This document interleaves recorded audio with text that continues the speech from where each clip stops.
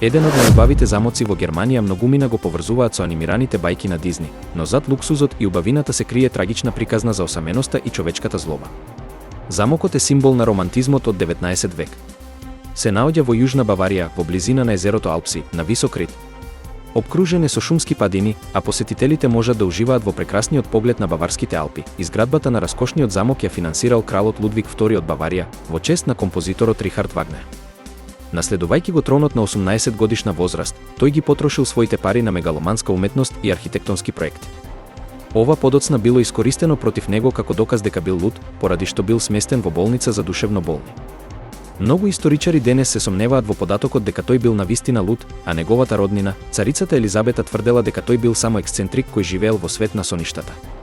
Името на замокот Нойшванштајн буквално значи нов лебедов камен. Така го нарекол Лудвиг, инспириран од операта на Вагнер, Лоенгрин и средновековната фигура на лебедовиот витез.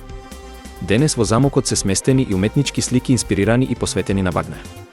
И покрај фантазиите на Лудвиг за 200 соби, замокот има само 10, бидејќи во тој момент од изградбата едноставно снемало пари.